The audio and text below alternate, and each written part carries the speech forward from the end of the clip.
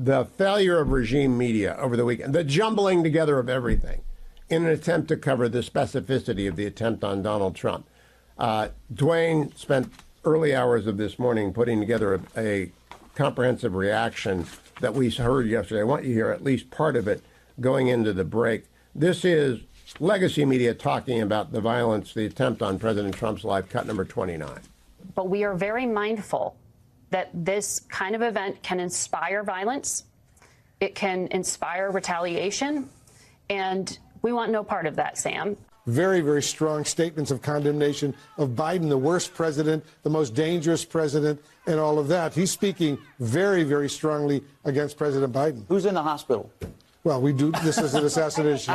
Look, I agree with you. You say calm things down. I agree. Both sides should calm things. But not knowing what actually has happened, not knowing, what has actually happened besides what we saw there in that incredibly horrifying video, hearing shots fired and former President Trump being brought down by Secret Service agents. I'm incredibly scared. I'm scared for journalists. I'm scared for people who have public platforms of all parties, and that's how people should feel. No question that the focus has shifted, and you're not going to find many campaign officials who are disappointed about that. Though, of course, they wish that they were not in the situation they are in now, where you have at least one individual who has passed away, others still fighting for their lives. And without question, right? And then on top of that, it's also was this an inside job? And this is the rhetoric of Democrats. Yeah, we don't want to get into that. Now, in this country, there is the First Amendment. And what we're seeing on Twitter, while it is First Amendment protected activity, I will say again, is unpatriotic in the sense that we know that this kind of rhetoric has a nexus to violence. We saw that on January 6th. We saw that in the attack against Nancy Pelosi's husband and multiple other instances. Donald Trump and the people around him perceive themselves to be under threat. And that's all that matters. That is not legitimate. That is wrong. You hear the screams from the audience. People are terrified. And that is the kind of atmospheres that we are going to be living with. And I don't have a good answer about how we bring it back right now.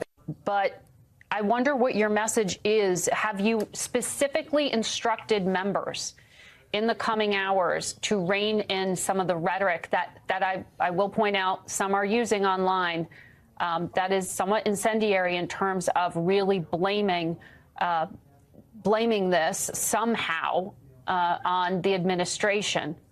Have you asked them to refrain from that? I've already been very vocal within moments of the shooting that political violence is not something anybody should tolerate. Is that there is growing concern in law enforcement circles that this may, and I want to emphasize the word may, have been a serious attempt on the life of former President Donald J. Trump. That is according to two senior U.S. law enforcement officials. You obviously have been impacted by political violence yourself in 2017. That horrible moment when Republican Congressman Steve Scalise was shot at baseball practice.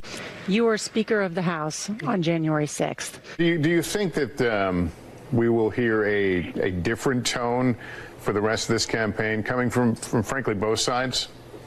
President Trump and his supporters have contributed to this violent rhetoric as well. Well, absolutely, George. We were just looking back. I just cannot believe this.